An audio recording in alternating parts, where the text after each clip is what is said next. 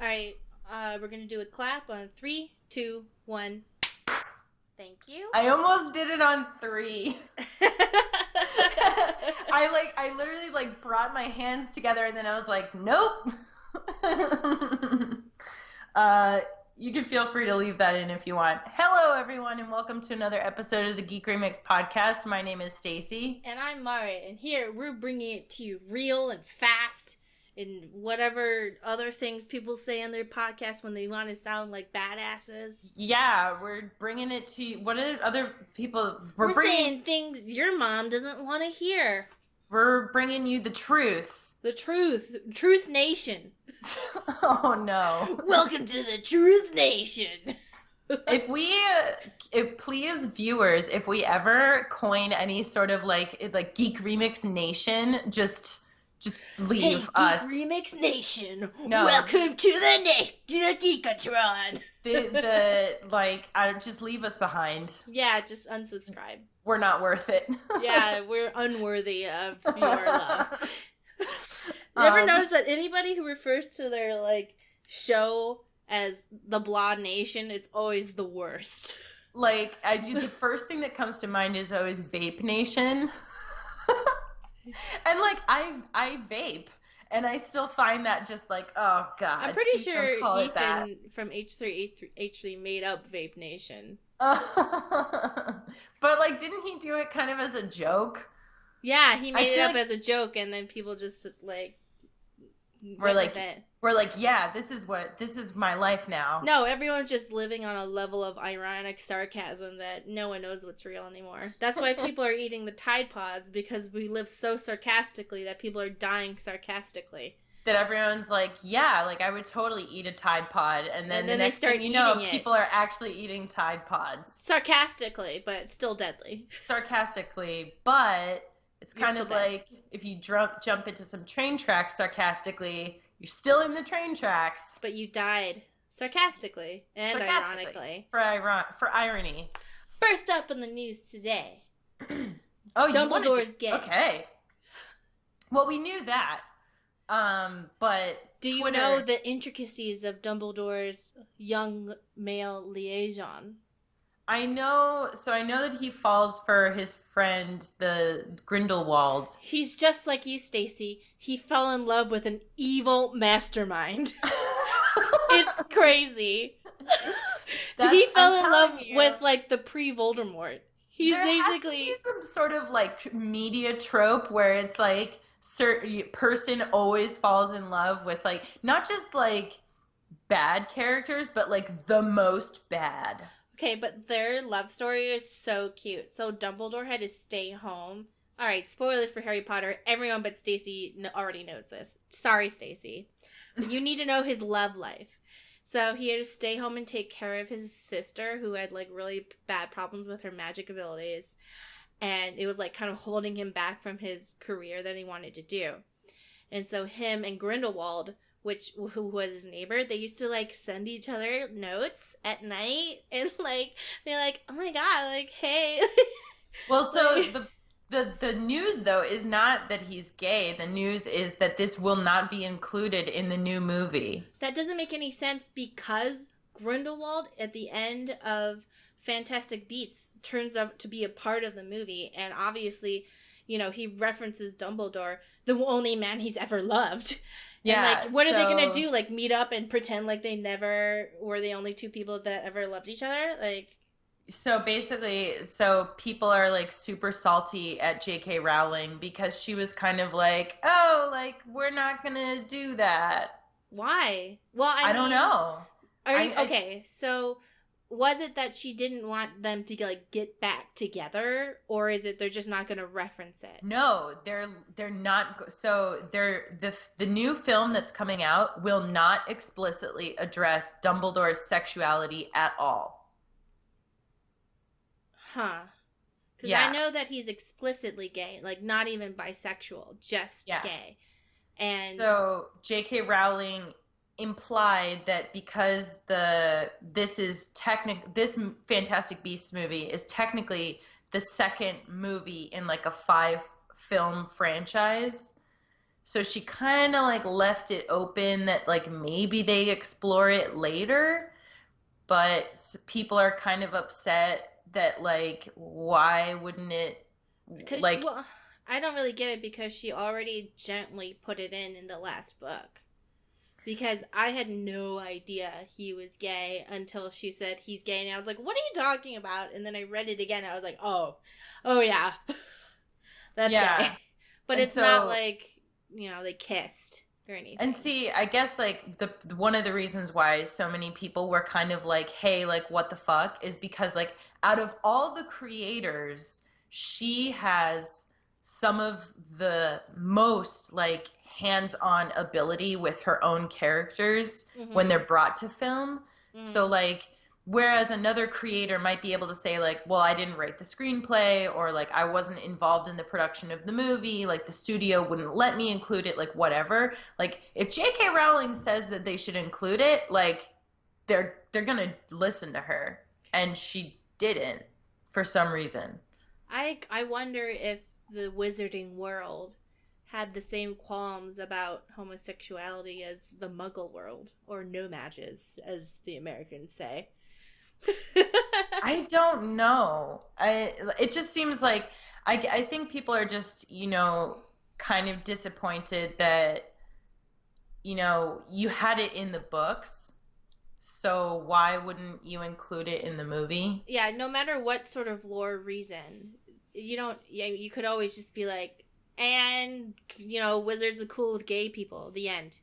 You know. Oh, you know what? That brings up a great point about like how like some people's point, like how like there's always that question of like in fantasy worlds they're like, oh well, we have to have like fantasy racism, and like but a point is that like actually you don't, Because it's a fantasy. because it's a fantasy. So like if you don't want to have there be fantasy racism, you don't have to include it. I I mean, mean, we it's already it have the fantasy racism against the Muggles and whatever. I mean, I think they got that filled up. They don't need to hate gays. yeah. It's just like it is like foreseeable to like write those things out of your story if you want to. If you want to include them, like that's your prerogative as a creator. But like when people say that like, oh, you have to include it for realism, it's like, well, it's realistic for our world, but like you could have it be something, you could have the gritty realism be included in a different way in your own fantasy if you wanted to. And if you wanted to write a fantasy that was like didn't have any of those aspects, and you wanted the story to focus on something else, then that's your business too. you know it's like, it's kind of like how in Star Trek, it's like Star Trek has no money. Well, that's not economically realistic. Like, Except for the whatever bars but that they trade with the Ferengi because they but can't materialize them. But you know what I mean, like how the Federation is just kind of like, yeah, like nobody has any money because we just have all the things. Like that's like a big leap of like creating a world that doesn't include this one very realistic aspect, It's very interesting because the first season, the guy who created Star Trek was so like Gene he was Roddenberry? he was fighting cancer at the time, so he didn't want to have like these petty problems. Where he was Mm-hmm. like, we were like, they need more drama. And he was like, no, this is the future where people like Have talk solved, to each other yeah, yeah. and they go, I'm having a problem, let's talk about it. Like that's the show I want to make, and I want the problems to be them solving like whatever. We don't need to Mm-hmm. have drama.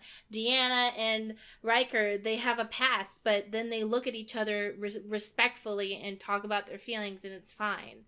Well, it's like I can't tell you the number of times during TNG, like somebody has a problem with somebody else, and instead of dragging it out for like an episode or like 5 episodes or like God, even like a whole season, the person just like walks up to the other person and they're like, "Hey, like it didn't make me feel good that you said that," and they're like, "That's it."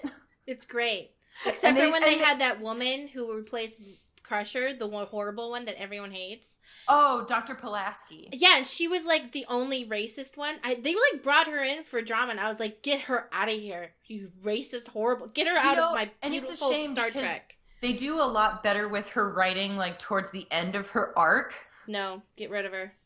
I mean, no, I'm just saying, like, at the beginning, the way she's written, it's just like, there's just, I don't know, Well, too first of all, she much. had a mullet, so I couldn't get past it. Second of all, she was racist towards Data, so obviously I can't. All right? If anyone messes with robots or AI, I'm like, you're out. You're out of Yeah. my book. So, yeah.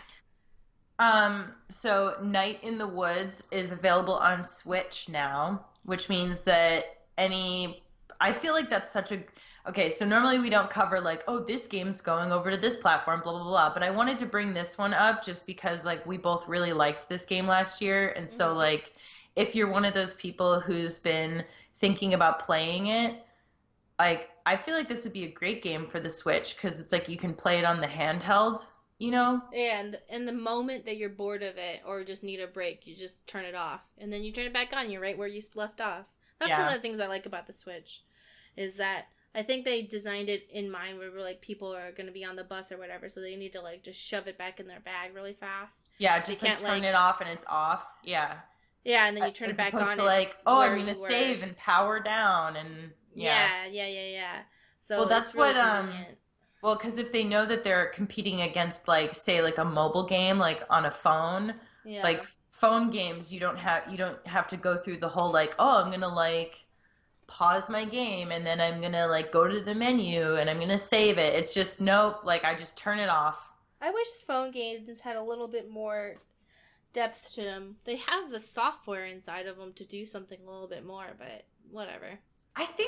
I mean, depending on what you're looking for, like I think that mobile games like that do exist, but it's a matter of finding them. That's true.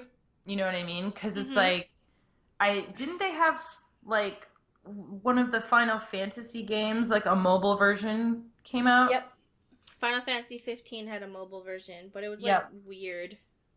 Well, yeah, but I mean like stuff like that, it exists. Mm-hmm. It's just a matter of like, they have like a Yeah, but Tomb Raider one and yeah, but like not like a port, but just something that's I don't know. I guess something that's substantial. yeah, I don't know. I don't know what I'm trying to say. Yeah. Maybe they don't put substantial stuff on there just because they think that like I Well, no don't one really know. wants to buy games on there unless it has an established brand anyway. So whatever. Yeah, well, it's very hard to get mobile games to get noticed and to like because if you think about it, if you put them like if you have a mobile game and it's like a substantial game like with serious like not like a substantial amount of content in it, like you probably would want to have it be like something that people pay for as opposed to supporting it with like loot boxes or, you know, microtransactions. Mm-hmm. So then who's going to pay like $15 for a mobile game? Right. Because most people that are buying a mobile game, they're buying it and like I feel like the price that people have in their head is very different for what a mobile game should be. So That's usually just my feeling. with mobile games for me, like match games and stuff, if I've been playing the game for like 2 days or more, I'll be like, okay, like I want to support this developer because I've taken their game and played with it. I'll buy Hmm. $1 worth of gems or whatever, Yeah. and then I'm like, don't ever do it again though. like I don't do it more. Don't do it. Yeah. So I mean, I've had mobile games where I put like substantial amounts of time into and I put more money into it, like maybe like I don't know, because I just thought of like how many hours have I spent on this, and like what would I have paid for another game to put that much time into it. mm-hmm. So I feel like I'm also more likely to spend money on it if I don't feel like I have to. Yeah, Like yeah. if I can play the game without spending any money and then it's like, oh, the money is just to get some sort of like bonus, as Mm-hmm. opposed to like if I'm playing it and I keep hitting a wall where it's like, oh, you can't progress unless you're paying, then I'm like, well, fuck it, I just don't want to play. I'll Yeah. find something else to do. So, I don't know if you saw this, but Red Dead 2 is delayed until October. And I'm seeing the headline from IGN, what Red Dead Redemption 2's new release date means for other big games. Yes. So I remember when Skyrim came out and they had announced it to be on 11/11/11, and there were all these other games that were supposed to come out at the same time, including including a Mass Effect, Mass Effect 3, which was also going to be a big thing.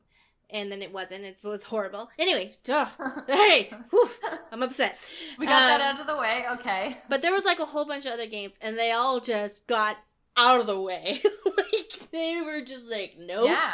Everybody moved their release dates. Everybody did. And I remember the same thing happened for Fallout 4, except for Tomb Raider. And I was like, oh, okay, Tomb Raider, who do you think you are? So, it's interesting that you bring that up because one of the games on here is Tomb Raider for Shadow of the Tomb Raider, which they're thinking is going to come out in 2018. And like, honestly, when I saw that Red Dead was moved to October, I was like, oh, fuck. Because if they don't, like, obviously they haven't announced even like an official announcement for Tomb Raider yet. But if they said before that maybe like, Tomb Raider is going to do it again, where they're going to be like, fuck you. You don't tell me when I release. I'll release on the same day as you again. I faced Fallout 4. Who do you think you are? And it's like it was an Xbox timed exclusive. It's just like there were so many things working against it, and it was honestly like it was an enjoyable game for me, and I really hated the fact that they like handicapped not like, you know what I mean. That's not the right word that I should use.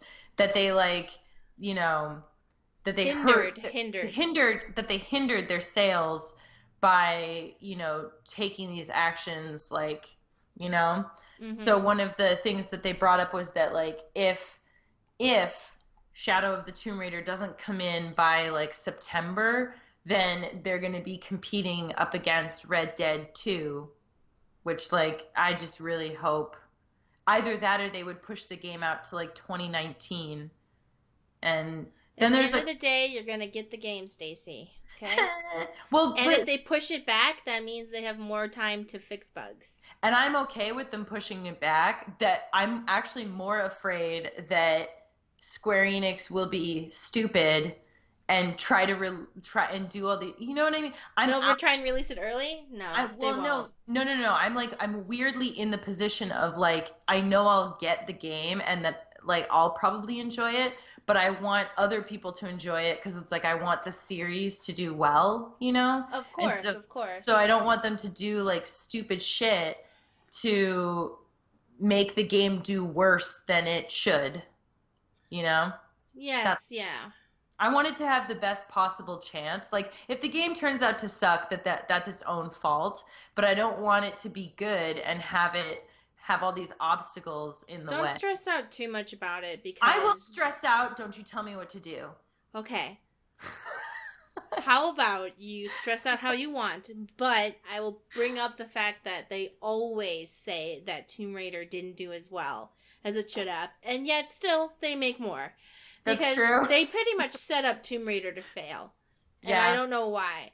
Like, the first one sold 5 million copies or something, and they were like, it didn't meet sales expectations. And I was like, okay, well, why did you make it so expensive to make? Like, that's always like do they just not project, like, how much they think it's going to sell correctly? Because, like... No, what the problem is that, like, the CEOs are being like, look, we're going to make more profits.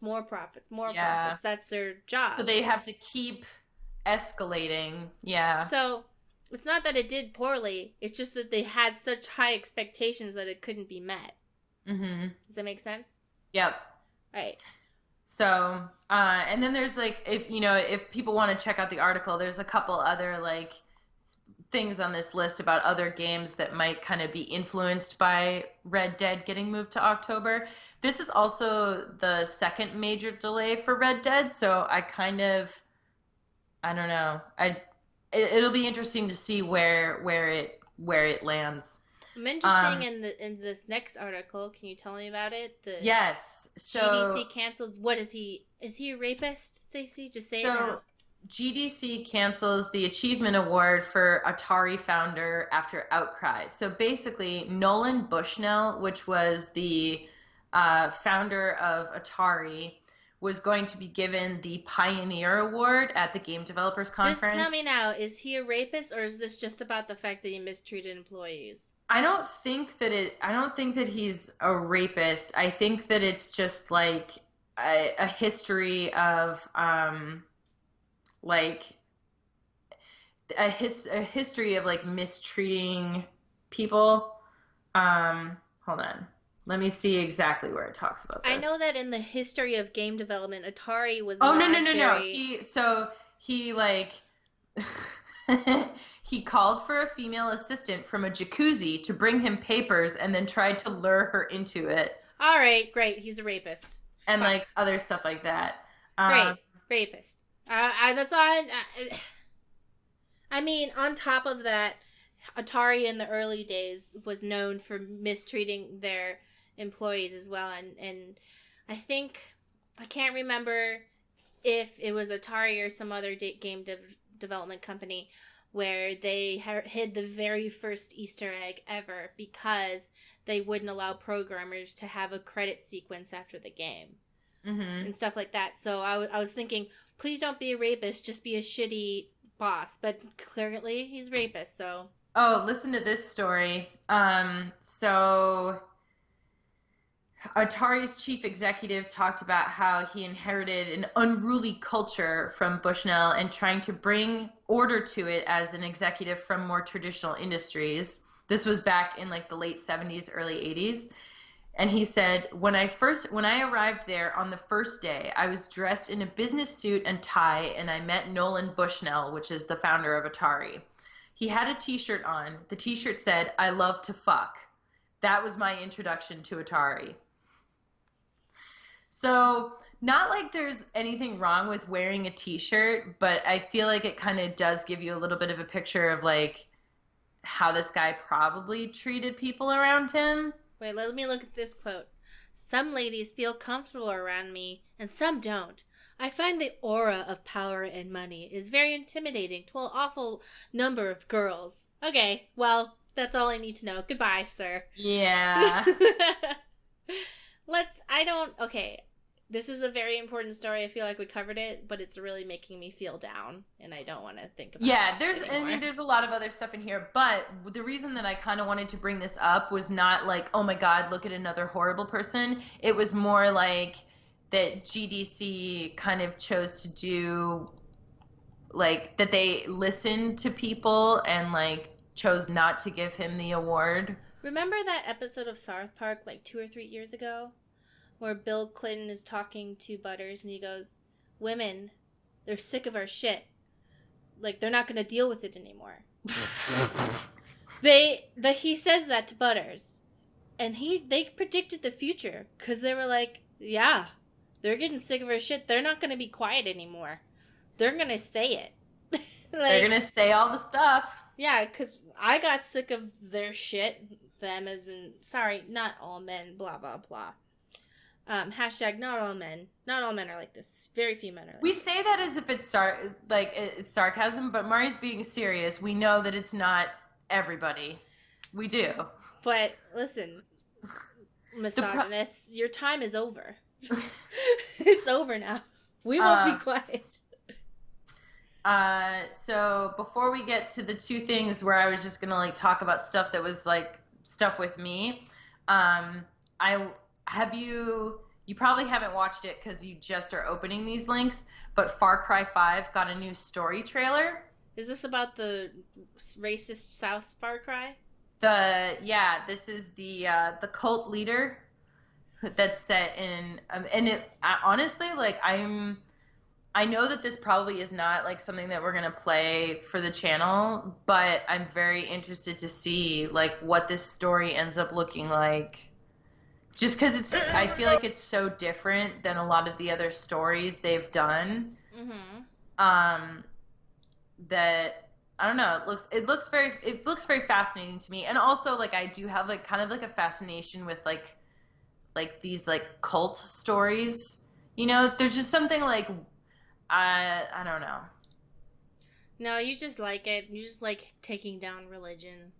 I think I it's don't know. just I think religion's kind of creepy, but that's my opinion. I mean, I just think it's like this because it's always like so dark and something that I don't. It's always the same exact story. The prophet says, "Oh, I need to marry all the young women." Like every single story, every single cult, it's always, "I need to marry the young women."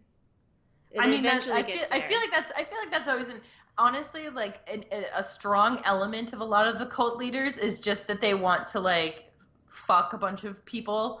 And so they're like, what is a better way to get all these like groupies to follow me around and fuck me whenever I want? And for it to be like totally okay with everybody. Oh, I'll start a cult. Literally every single cult I have ever watched a documentary on, it inevitably goes, and then he married all the young girls. Like, always. It's I'm never not been sure. like, and then he was cool about it. Like, no. Yeah. I don't know that this one has to. Well, I mean, I'm sure there'll be some element of that in this, but the impression that I get so far is that it's more about like some element of like racism and like we're the chosen people, whatever, something like that. Yeah, I don't know. Whatever. I'm not. I'm I'm not trying to be asking you positive today. I'm not asking you to buy into the vision. I just think it's neat that they chose to tackle a different No, story Stacey, than like because I remember what? it wasn't on recording when Stacey said this, but she basically admitted to me that the reason she wants an apocalypse is so that she can have This has nothing an to do with excuse an to. apocalypse. No, because you're gonna start a cult in an apocalypse. I know you are, and then I'm gonna have to kill you. It's gonna be a whole thing. But she admitted to me, like, she was like, the only thing that's stopping me from killing people is that we're not in an apocalypse. And I was Okay, like, so you you still are can't kill people in the apocalypse. People are still no, gonna be mad about it. no. You are majorly paraphrasing what I said. No, because you What basically I said you can kill people who annoy you. It wasn't even. No, that's not what I said at all. Yes, it is. What I said is that like why do I find the idea of an apocalypse kind of appealing? The reason why I find it kind of appealing is because there's like things are much like very clearly understood that it's like survive or die. And so like if people are like No, you said if they disagree with me, I can kill them because it's the apocalypse. No, I meant like if somebody like for instance like she's if somebody, changing it now because she's being recorded. She doesn't want the world to know that she's a serial killer. If you have a settlement and somebody is like causing a bunch of trouble, like you get rid of them. You don't have to do this whole like let's you don't kill them, Stacey. Yeah, just because it's the apocalypse. What do you like? Do you? No. Yes, because they will inevitably bring trouble to the group if they're causing a bunch of shit and they're like you see it on like every zombie show. There's You've got gonna one be person, like a freak there's gonna be like a freak earthquake in Chicago, and the first thing that's gonna happen is Stacey's gonna just start killing people, and everyone's gonna be like, it was just an earthquake. No, it's gonna be something much less serious than that. I guarantee. It's gonna be a minor power outage. It's gonna be like and then she's like, I've already killed my husband, I'm free. It's gonna be like a train delay or something. The trains are delayed. All right, time to start killing. And everyone's like, no. The train was delayed like when I was on my way back from work tonight. So it was like, oh, they're having like major like equipment malfunctions. And I mean, I have to admit, I started looking around the platform and I was like, okay, who would be the easiest to kill and who could I win over to my side? Stacey, I understand the appeal of having a fantasy world, but I think that you might be a crazy person who wants to kill people. I think you just want to kill people. I think you just want to know what it feels like to kill a person. Listen, because the only thing that's holding you back is society, and that's upsetting. It's like when people are always like, "Oh, like things could be so much simpler." It's just, things would be much simpler. Things would not be simpler. Stop wishing for the apocalypse. It's not going to be amazing like you think. No, okay? I don't think it would be amazing. I just think I'm just annoyed that you're ruining my apocalypse, where I could just have a nice, peaceful cult. Okay? And then you're going around killing people, so then I have to make my cult kill you. It's just like, you're putting a lot of responsibility on me. Please, and it's just really annoying. Fan art of our rival cults. I just feel like I'm stressed out thinking about how I'm gonna have to have the responsibility of killing you, and it's really annoying. Well, you would have like, I picture you having like a sex cult where everybody like worships you, and then but everyone has to be adults. Yeah, I would hope so. And they don't worship me. Everyone just worships each other. Mm-hmm. So, like, while you guys are all, like, rolling around in, like, a flesh pile or something, my cult will come in and just kill all of you. No, because I already know you're gonna do it. So basically, my sex cult plans are ruined because I know that you put this huge amount of responsibility on me in the apocalypse, and I'm just you've ruined my apocalypse plans, and I'm upset.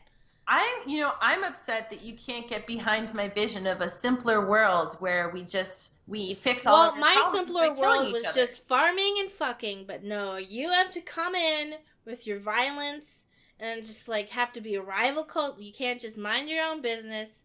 You just get jealous of my sex cult, and you have to come in and kill it. And like, it's like, oh my god, she's like killing people. Like, I have to be the one who does it because I'm her best friend. Like, that's how it goes. Like, I mean, that would be a pretty great movie. It would be a great movie, but Stacey, you're not understanding what I'm telling you. You are intruding upon my apocalypse. How exactly do you think that you would kill me? Stacey, if I told you would be prepared. Are you going to smother me with your boob? Stacey, I'm not going to tell you how I plan to kill you. Because then you would be prepared. But was that me, AJ in the background? No. Don't worry about it. Okay. Anyways, so then I had just like a couple like personal topics. One, I wanted to recommend, so I've been watching Electric Dreams on Amazon. You already know this because I told you about it, but I wanted to mention it on the podcast because I know that a couple people had recommended it to me. And also, I wanted to recommend it to anybody else who hadn't already heard of it. So, Electric Dreams is kind of like a Black Mirror anthology show that has like in the style of Black Mirror, but it has nothing to do with Black Mirror. It's like there's sci-fi stories from Philip K. Dick, which is the guy that wrote the book that inspired Blade Runner. Does anyone get raped? I would have to think about each episode. Because you know how I am. I'm just very sensitive. Yeah, no, I can definitely if I think of each episode, I'll be able to like tell you whether or not somebody did. Yeah, because the reason I don't like watching Black Mirror is the first episode. No, it was like these episodes too much. I was like I can't. Not that I remember, but I can look at the episodes and tell you for sure. So like these are not like creepy. These aren't so much like, oh my god, technology is coming to kill all of us and the world is awful. It's more just like, whoa, here are some like crazy ways that technology could evolve and like things get really weird. Okay, I can. Does that make sense? It's I just like you said Black Mirror, and I just immediately thought about the first two episodes I watched, and it was too much. I meant Black Mirror as in like each episode is separate from each other, and it's a completely separate story. Mm-hmm. So like it has nothing to do with the concept. Okay. It's just the style of the show. Like Twilight Zone. Yeah. Kind of. I never watched Twilight Zone, so I don't know. Outer Limits. What's that? It's like Twilight Zone's ripoff. Yeah, so it's like they're all like based on separate short stories that he wrote, and some of them are really cool. I mean, I've liked all of them that I've watched so far. Some of them are a little bit more like, I think one of the things that I really like about it is that the stories don't try to answer everything. So like it's like there will be like questions raised or like topics that are introduced that I'm like, whoa, I would love to like hear more. I would love to like learn more about that part of this world, but it doesn't attempt to answer all of those things in a single hour. It just tells like one story within the world, if that makes sense. Like I could honestly see them taking any of these episodes and developing it into its own complete like show. But they're more like, you know, they're short stories, so they don't completely answer all of your questions. Mm-hmm. I don't know. It's really cool. And if you like science fiction, I would definitely recommend borrowing your friend's Amazon account to check it out. And also, you already know this, but I'm going to be visiting Japan at the end of May. So I'm like super excited. I've never been to Asia before. I've been to like, I think the closest I've been is like Russia. You're literally gonna be the tallest person there. So I've talked to like a couple people and they've already like warned me about a couple things. One, that I'm going to be a giant person. Two, that chairs will feel small. Chairs and tables will feel like awkwardly sized. Oh, by the way, Yeah. if you go clothes shopping, don't get upset. I don't think I'm going to go clothes shopping because Because like, their extra larges are small. yeah. So just saying, like, if you go, oh, this is cute, just don't pay attention to the size. Just put it on. Yeah. And love it. Okay? Yep. Okay. Don't get upset. Yeah. Yeah, because that's not... Yeah. Well, because I remember reading about how like some of the European brands, they actually make like smaller sizes to sell just in Asia. Mm-hmm.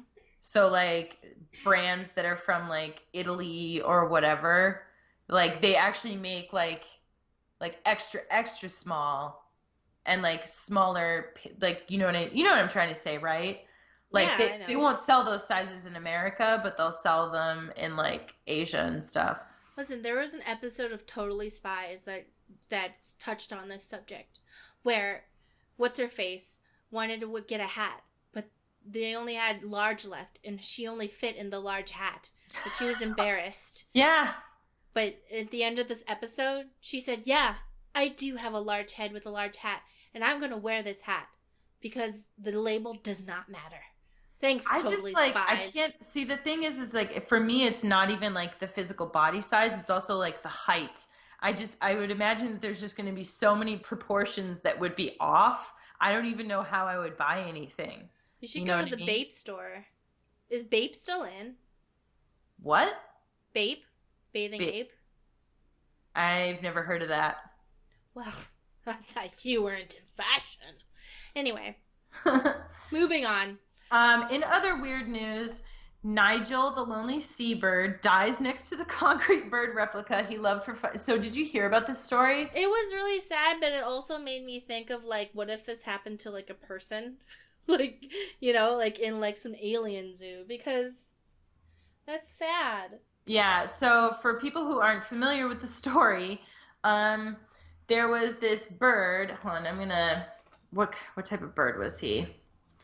He was a specific type of bird in New Zealand, and basically he was the only bird of his kind that was there, and so New Zealand set up some like concrete birds and like put out like fake bird poop to make it look like there were more birds to try to like lure other ones to the island.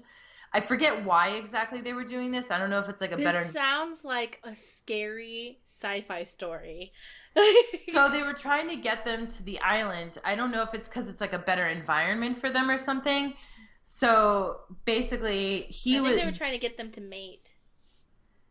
Yeah, so I think because they're trying to save the species, basically. But anyways, so Nigel was this one bird, and he landed there in 2013. He was the only one to land there, and he became inexplicably attracted to one of the birds, and he constructed a nest, spent hours like grooming this fake bird's feathers, and like stayed by her for, wow, I guess if he showed up on the island in 2013, this was like literally years. So I'm thinking like, okay, it's 3,000 years in the future. Humanity is almost extinct. and there's a weird beacon, and like one human goes there, then 3, then 5, and it's like a perfect place for humans. They're like, wow, this is great. Turns out it's a gigantic experiment for even more evolved aliens who think humans are an endangered species, and they're trying to like. I feel like they're trying to propagate humans. Maybe it's just because this idea seems like so realistic to me, but I feel like I've seen it, and I feel like I've seen this. I don't know, just like I just was like, what if like people like aliens did this to humans, where like they land on the planet and they think it's humans at first, but really they're like robots, but everything they need is being provided for them, and just like 1, 2, well, you know, 3 people like, show up, and like it's like a mystery, like what's going on, why is it like this, and slowly revealed they're really in a preservation zoo by like even more intelligent aliens. Like, it's crazy, and they can't leave. Can't leave. There's a few problems. One, who would try to preserve humans? So they can't be because there was a 2,000-year ever war against the Glorklins. No, but I'm saying like humans suck. Why would anybody try to preserve? Because they're endangered after the 2,000-year ever war with the Glorkins. No, and so there was like, conservationist aliens who are from another dimension, who can see the future, and in 7,000 years they're gonna need humanity's help, just like in the movie where the aliens come and they teach us their language. I'm just saying, if humanity got to the point where we were like almost extinct, don't you think the aliens would just be like, okay, fine, you know? No, because they're mecha aliens. They're from beyond. Because they're better than us. You can't understand their rationing because they're so alien to us. Yeah. United Airlines refused to let an emotional support peacock onto a flight. Okay. Yep. I don't know how to interpret that, because, like, you know how sometimes the headline, you're like, what an idiot, and then you read about it and it's like, oh no. No. Well, okay, but see, the thing is that, like, even if you're like, oh no, this person actually needed this animal on board, the airline told the person no 3 times before they ever got to the airport. So, like, the animal doesn't meet, like, the size requirements. So, like, United Airlines has, like, size and weight guidelines for, like, what animals are allowed on board. So, like, even if you were going to make a case that, like, oh, no, this person, like, actually needs, like, their emotional support peacock, like, it doesn't meet the guidelines, you know?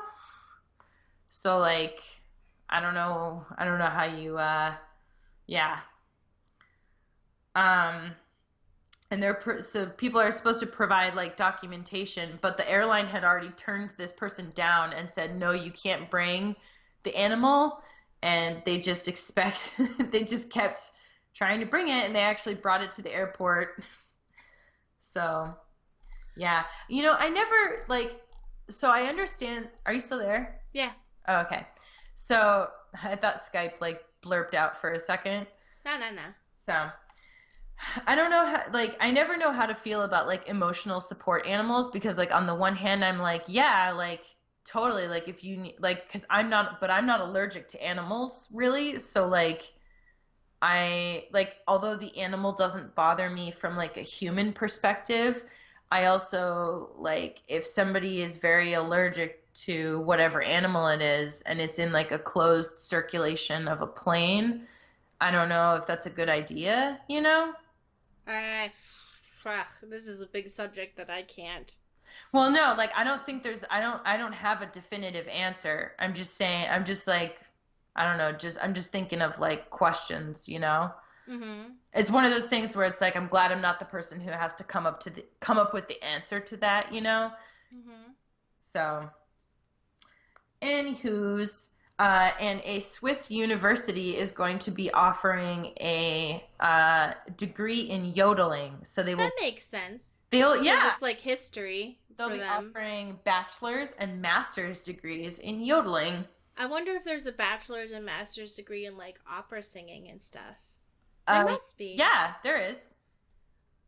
Yeah, I mean, so I went to a school that has a music conservatory, so I don't know exactly what they call it, but uh, Yeah, that seems interesting. And is yodeling a part of the Swiss culture, or am I just yeah, so being racist? they have voice and opera studies. Yeah, but is that where yodeling originates in Switzerland or Swiss? Or, I don't I know. think we just no. So it's so yodeling is, remember we looked at this and we had it confirmed by people who live like in the Alpine regions that all those countries that are along the Alps have a history of yodeling, but Oh, okay. it is most commonly associated with the Swiss, I believe, but also like Mm. because I had said Austrian, and then of course a bunch of people told me I was wrong, but then some people that were actually from Austria were like, no, like we yodel here. So there's a couple countries that are known for doing it. It's not. I can see the value in having a PhD in yodeling if it's like, Well, it's. they don't I'm have just a a. PhD yet, Mari. They're bachelors and masters, okay? So just Okay. Excuse me. listen.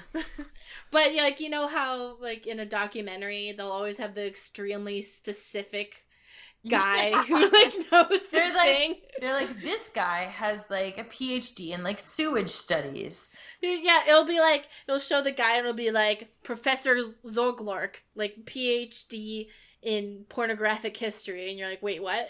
You're like, wait, where did they offer that degree? And like, why didn't I know about this when I was in school? Yeah. Oop, Or like just PhD boyfriend. in the history of concrete, like fucking shit. Yeah. Like you're like, wait, what? Why are you so passionate about that very one thing? Yeah. I mean, it's kind of neat though. Like everybody has their specific thing, and I mean, so like when If you could have a PhD, like you could be it's, that one guy in the documentary who knew that one very specific type of thing, oh, what would yours be? like if I could pick a specific. Apocalypse studies. No, I seriously, that's exactly what I was gonna say. Like it would be something to do with like apocalypse survival studies. Mine would be video game lore. Just video game lore. So Like, you would like a loser PhD? shut up. That's what you'd like? Fine. And yeah, you know what? Actually, yeah, I do. I want a loser PhD. My degree is in. It's gonna cut to me, Mari Starkiller. Oh my God. Actually, you know what would be really funny though is if you could make loser into like an acronym, Lucia. like Lord of uh sex as something, sex education, Lord of sci-fi, sci-fi, uh, erotic, erotic. role playing. Yeah, there you go. Dude, that would be so funny. And you'd be like, yeah, I have a loser degree. And everyone would be like, ah, that's weird. And in your head, you're just like, you don't know what this is. You don't even know what it is. Sci-fi, Lord of sci-fi erotic role playing. Yeah. I mean, I studied it for 10 years. And yes, I do know all the different ways aliens can secrete. so I have some questions and topics for us to get to, but before we do that, I just wanted to quickly give a shout out to today's sponsor, which is Loot Crate.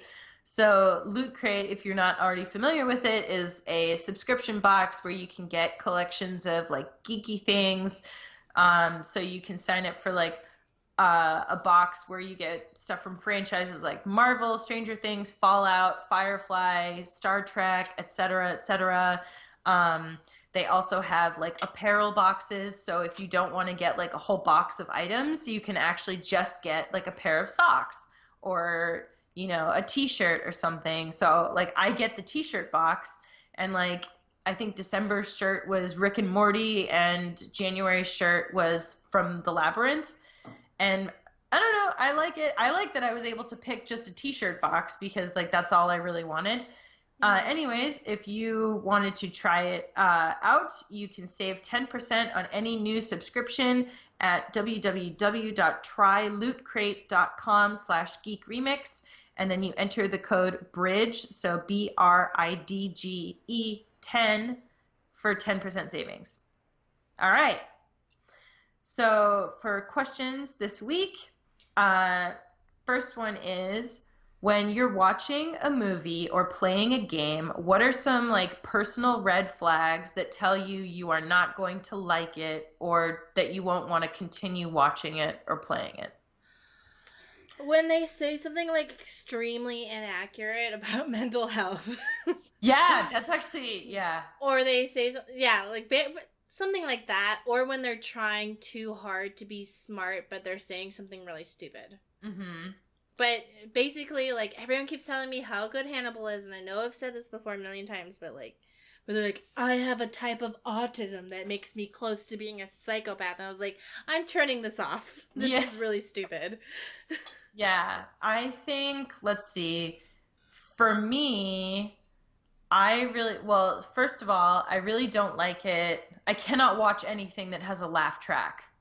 So like, well, you know why? It's because you feel like it's telling you what to do. I just like, I cannot stand it. Like, even now when I look at shows with like laugh tracks and I watch clips, I'm just like, how did I ever watch like more than like 2 minutes of this? It drives me absolutely crazy, especially because like half the jokes aren't actually funny. And so I'm like, why are you telling me to laugh at this? This isn't a joke.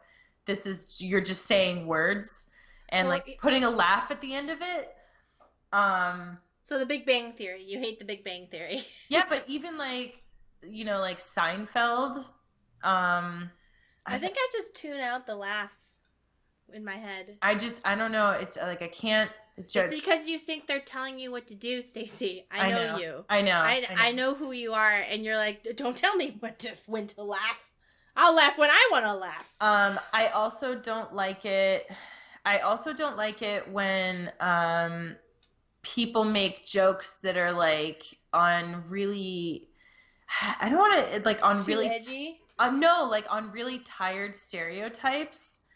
So like when people make jokes about like, so it's like if you're watching a show and the guy's like, oh, like my wife, she's so annoying or something like that, and I'm just like, I cannot handle this.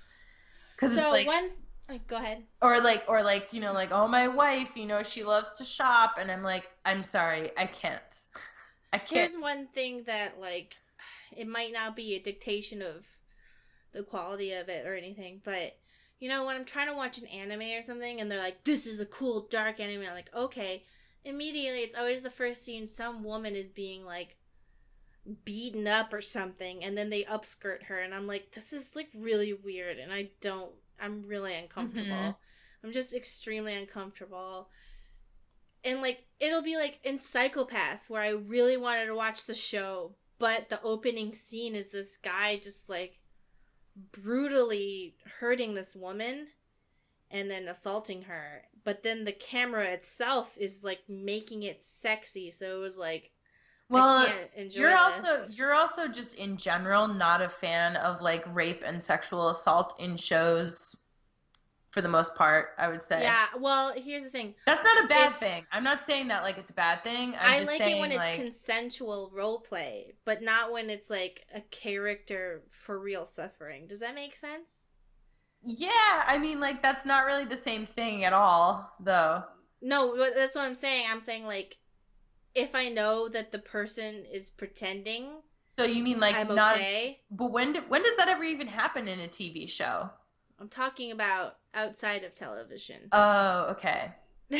Got it. So it's like, I don't know. I just, if I see this character as someone who lives in this other world that I'm peering into, I would say, and they're being harmed. Like, I tried to watch the TV show Humans or whatever it's called about the robots, and they just vaguely hinted at the possibility of one of the robots maybe being programmed if he wanted to have sex with her. And I was like, I can't do it.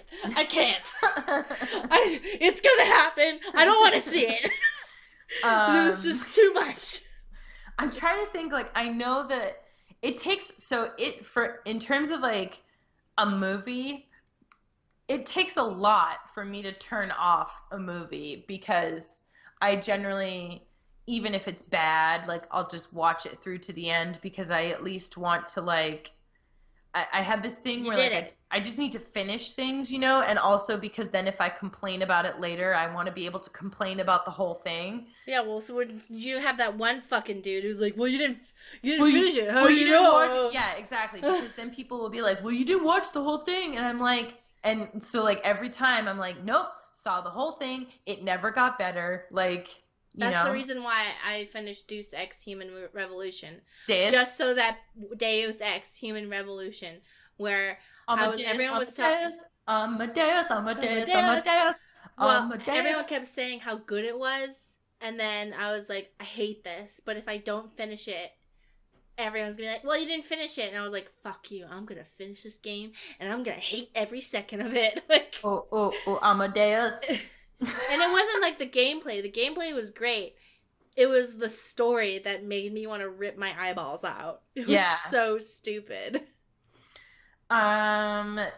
I'm trying to think, like, I know that I have other ones that I did. Those are just the ones that, like, first come to mind because it's the reason that I don't watch, like, 95% of, like, TV shows is because it comes down to something, like, tired jokes about, like, gendered stereotypes. And I don't mean just about, like, tired stereotypes about women. It's, like, about men, too. Like, when they make Yeah, jokes about, like, men being, like, stupid or, like uninterested in like things, then I don't. It just like really irritates me because I'm just like, listen, like society is trying to get away from that, and how do you? It's like it's one thing if the joke is kind of self-aware, but when it's not, and you can tell that that's just the joke.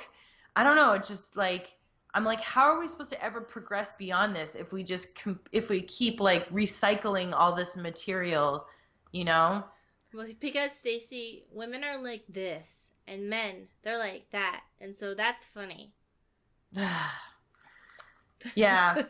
All right. So on a less serious note, so somebody was like, "Hey, you guys wanted like some of those like stupid like situation. It's not a situation, but they were like they wanted to know which is better, bagels or donuts."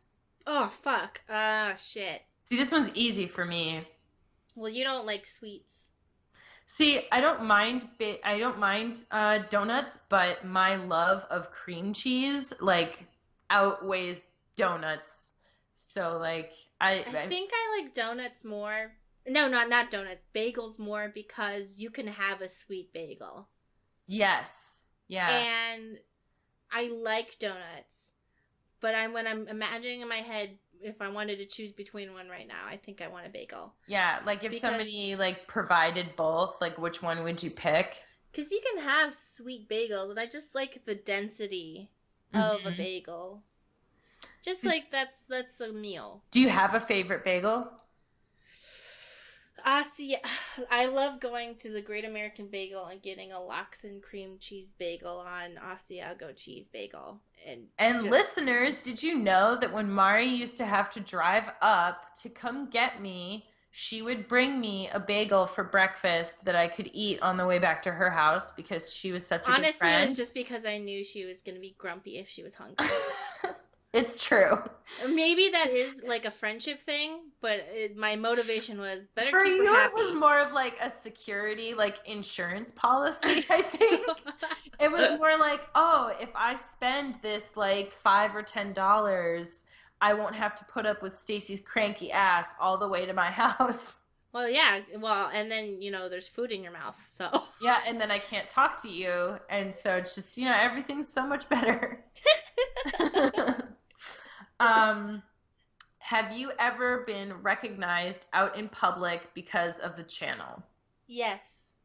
Really? Like not even when you told somebody that you would be there? No, somebody saw me on the street and they tweeted at me that they saw me. And they Oh. described my outfit because I didn't believe them. Oh, wow. And they were like, "Oh, but you looked busy, like, and you had your resting bitch face on." They didn't say it That's like that, but like, that's just your face though. Did you tell them that? that's my face. Yeah. No, That's just your face. I was like walking. I was walking with purpose. I was on my way to get my hair done, and I think they saw me on the street, but they didn't say anything. Mm. I've never been recognized unless I already like I've been recognized at like conventions, but I've never been recognized like out on the street. But that doesn't really surprise me because I don't exactly go a lot of places. So like I don't know. I don't know. I don't think it would bother me just as long as people like understood that they would be like surprising me and to like be aware of that, you know? Yeah, I think I used to be really scared of it just because I thought I was going to be murdered. But now Yeah. I'm okay with being murdered, so whatever. Yeah. I think I would be like if somebody saw me and they like I don't know wanted to like say hello, like I would be okay with that just as long as they kind of were like, "Oh, like hey, like you like gentle, not like running up to me and like hugging me or like jumping in my face or like something crazy, you know?" That's the Yeah, only no, time well, that I mean, yeah. I welcome hugs and I welcome contact. Just don't come up behind me and do it. Yeah, yeah. No, that's what I'm saying. Like I'm Get in okay front with of me, somebody like introducing themselves and shit, but introduce yourself, then you can have a hug. yeah. But like I think I was wrecking. So like when I went to C2E2 and I was like walking around there by myself, there were a couple people that like I met up with and like said hi to because they said something on social media that they were like, "Oh, I'm here, like come find me, blah blah blah." But then there were a couple other people that like took pictures with me that I think they recognized me and but I don't know. I There's just don't no way of knowing now. there's no way of knowing now. But there were definitely like some people that stared at me, and so then I got like I was like, did I don't know. Um, and then are there any games that have made you cry? And so somebody asked me this one. Gone Home, Mass Effect 3 because it was so shitty. Like, I cried because it was so bad. I was laying on the couch crying because it was so disappointing and bad. Oh my God, we really need to get before we sorry, this is like okay, let me just explain where my brain went with this. So you said that and I thought to myself, I was like, "Oh, there's our like Geek Remix bingo card. We got Mari mentions the ending of Mass Effect 3." And then I was like, Oh, you know what game really made me cry uncontrollably? "What?" Was the ending of Life is Strange. The first time you, there's like a stream of me just sobbing uncontrollably with the music turned off while the credits is playing. Yeah, yeah. It's real, and like there's a bunch of comments like, "Why won't she stop crying?" Like just silence and me crying. I think I cried when I Yeah, but it was like me by myself. Yeah, you're right. And then You're a lot more pathetic than I am. I am. Yeah. And then the end of Undertale, the good ending. I got the pacifist good ending, and it was like the first time I played it on stream, and like I was fighting the final boss, and like like I don't. Are you ever gonna play Undertale? No. I was fighting the final boss. It's a very emotional final boss fight. Very Honestly, emotional. just like there were like the premise of like, oh, to get the good ending, you have to like do these things. I was like, no, thank you. Well, you're gonna regret it because in 30 years you're gonna finally play it and be like, Mari, I played it. See, no, you were right. That's what has to happen though, because like when people, okay, so what happened? There's like a parabola of like how my interest in like media things that is like directly related to like how many times people ask me to watch it or play it or whatever. So like Okay, so wait, I think I'm starting to realize something. Every time I stream a game by myself, I cry at the end of the game. Because I think I cried at need me to be there. I cried at the end of Final Fantasy 12. I cried at the end. Because Balthazar dies! Okay. With Fran! Okay? Right? It's very upsetting. Okay. And then I cried at the end of Undertale. I cried at the end of Life is Strange. I cried at the end of this like horror game I played. I cried at the end of Rule of Rose. What? Sobbing. I cry all the time. I cry so much. I feel like you're just like a much more like in tune with your emotions on recordings type person. I don't get that, like, I don't know. No, I don't know. It's just very upsetting. It's like a rare thing for me. And I feel like there have been other cases where I cried during games, and I'm like struggling to think of any. Oh, there was this one part in We Are the Devil, or We Know the Devil. Yeah. It's about like these teenagers who are like LGBTQI plus, and like one of them is like two girls in the closet. They're at the camp because they're gay. So they're like both in the closet like kissing each other, but they're saying that they're not doing anything. And I was just like reading it being like, ah! I think I remember you telling me about that. Yeah, it was very like just a lot of crying. A lot of crying. I cry a lot on stream. Just, there's a high chance of anything just slightly upsetting. I don't even know that it's like upsetting. It's more just like, I don't know. Anything will set me off. Just something happens, like who knows. The ending of Kingdom Hearts, I will cry. Kyrie, I'll come back to you. I know you will. And then just crying. When as soon as like the song pops in, where it's like, when you walk away, and I'm just like pouring down my face every time. Tears. I remember you crying during the Kate scene during Life is Strange, and then Obviously. But I remember specifically because I wasn't crying, and then everyone yelled at me for not. How could you not be crying for over not this video emoting game? properly? I'm just a very sensitive person. Well, yeah, and I don't know.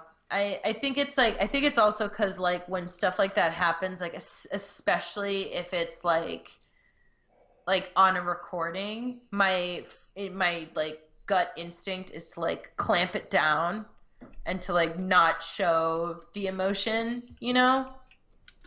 It has to be like a surprise. It has to like sneak up on me and like surprise me.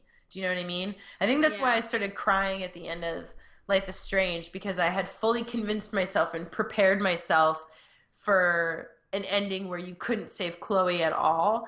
And then when I was suddenly given the opportunity to like even have a choice, I was like, oh, hell yes.